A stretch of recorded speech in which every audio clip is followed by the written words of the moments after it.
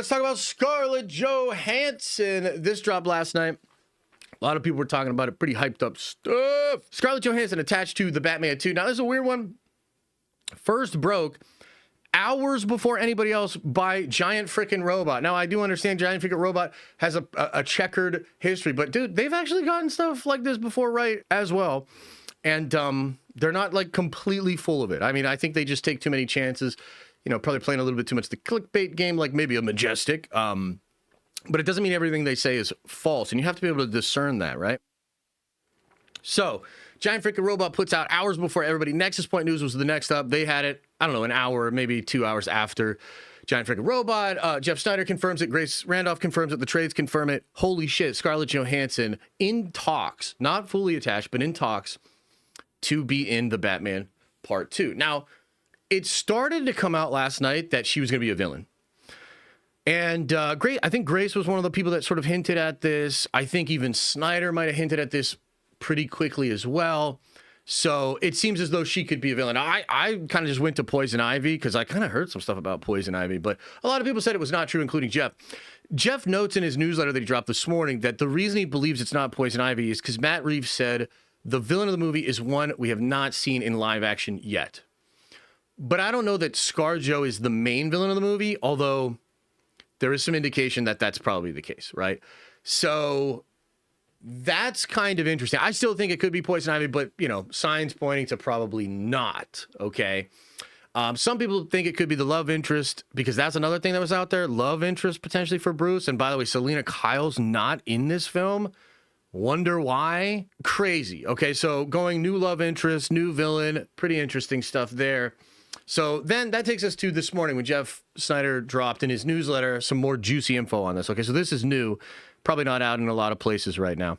By the way, I think Jeff is pretty good, man. I subscribe to his newsletter, et cetera, et cetera. So what Jeff says is the original actress that was out for this role was one Emma Stone. Jeff notes in his newsletter that just like with Fantastic Four, where Emma Stone was potentially up for Sue Storm, but Emma wanted a lot of money, and Marvel did not want to pay that money, that it's likely the case that Emma Stone passed on it because she wasn't getting enough upfront money.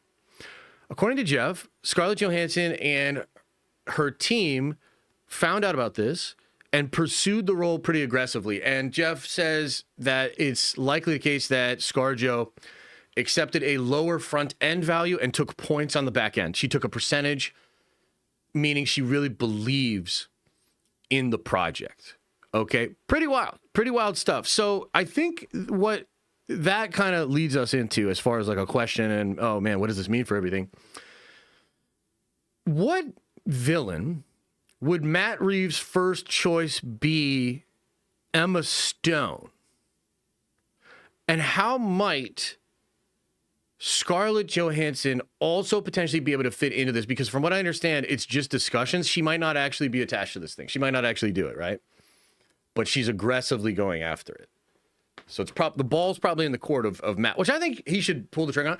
I think Scarlett Johansson is incredible. I know right now there's a lot of, I guess, narrative out there to sort of paint it as she's left Marvel and she's doing all this other stuff and screw Marvel. And Jeff sort of hinted at this. I think Grace hinted at this so well. I know there's a lot of like anti-Disney energy out there. And look, I'm no fucking fan of Disney for sure. But at the end of the day, like, I just think Scarjo is awesome. I think she could still return to Marvel. I think Kevin would like her back. I don't know if she wants to come back, but I think that door is open.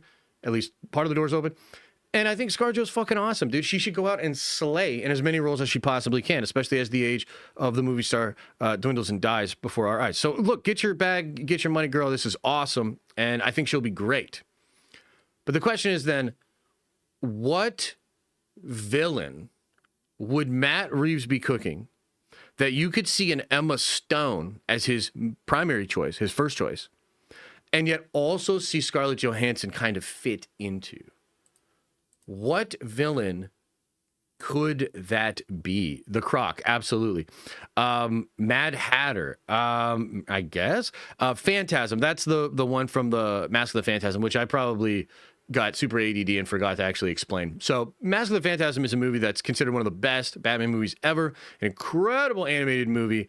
Very like Art Deco style. It very much resembles some of the stuff that Bruce Timm would do in the Batman animated series. I believe Bruce Timm was involved in that movie as well.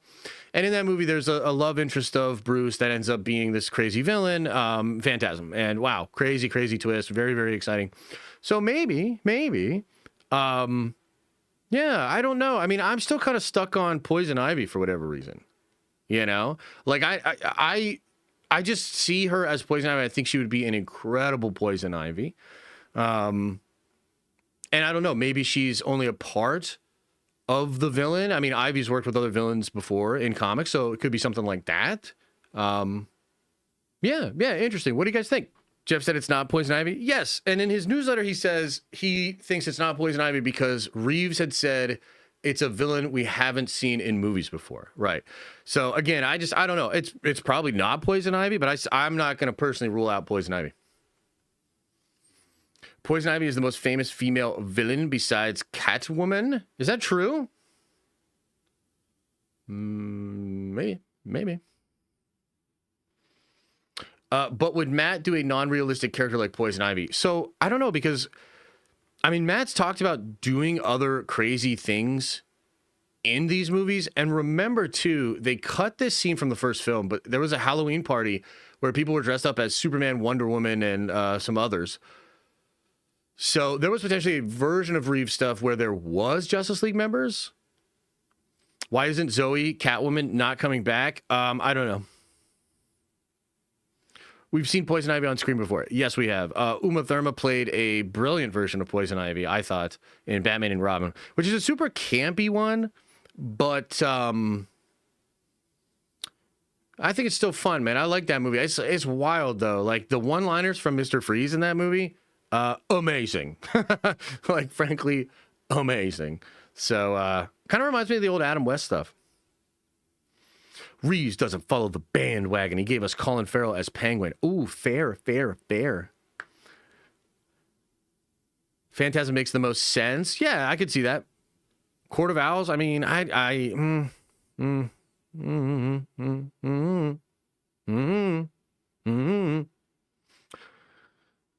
is a great animated movie. You're absolutely right.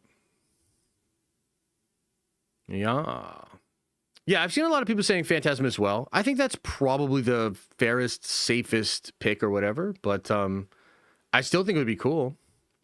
Talia, maybe like early 2000s Scarlett Johansson would do that. I don't know that the 2025, 2026 Scarlett Johansson would do that, yeah. I mean, I guess Talia is Greek at the end of the day, isn't she? But isn't she like Greek and also Mediterranean? Talia is in Dark Knight Rises. She is, yeah. Oh, fair. Yeah, so that means it probably isn't Talia then. Because, or am I mixing her up with Elektra? I'm mixing her up with Elektra, I think. I think Elektra's Greek. Right? Do I not know anything? What's geography? What's the maps outside of America? I don't know. Is she American or not? What is her location on Twitter? Okay, that's all that matters. Isn't Greek Mediterranean? I mean, I've heard they had Mediterranean food. Okay. Any other thoughts, comments, concerns here about Scarlett Johansson bailing on Marvel Studios, flipping the bird to Kevin Feige, and going over to play with Matt Reeves? Interesting choice. Any other last minute comment? Barbara Gordon would be cool, but again, someone we've seen on screen. Emma could be Rachel. Yeah. The Emma Stone thing is, man, Jesus, dude. Emma Stone is such an interesting addition to it. It kind of reframes it all for me, you know? I'm not sure exactly what it means, but like, dude, Emma Stone has like a very specific look. And not to say that she couldn't do femme fatale, but like Emma Stone looks like sweet and like innocent, which maybe is a phantasm, you know, kind of a thing. Josh, would you buy Scar as Robert Pattinson's ex? I mean, maybe, potentially. I don't know, brother. I don't know. Cruella de Vil? No, I haven't. Is she good in that? Is she pretty intense? Pretty dark in that one? I haven't seen it, no. Barbara makes sense because of Jim. Barbara could be cool, but I don't really see it, but... Warhammer for life! My man, Steel City Love! Appreciate you. Nah, Emma Stone be doing some freaky ish in her movies. Yeah, but, you know, God bless her on that, too. Promote Steel City. I'm going to the Steel City tomorrow. Netflix going to get Warner Brothers? Maybe. Maybe they will. Netflix going to get Warner Brothers and send James Gunn a packing. Pack your shit up! Including this spiky white-haired hair stuff. If you asked Colin, would have looked like the Penguin, we would have said no. Fair. That's fair. Absolutely. Yep. Let's walk down the middle of Main Street, USA, headed to Disney. What up, Doomsday? Oh, hell yeah. Okay, that's enough of all that shit. Scarjo, please come back to Marvel. Bob Iger's on the way out anyway, you know? Fuck that shit. Like, just get your money, come back, do a little evil Black Widow. I kind of need it. Please?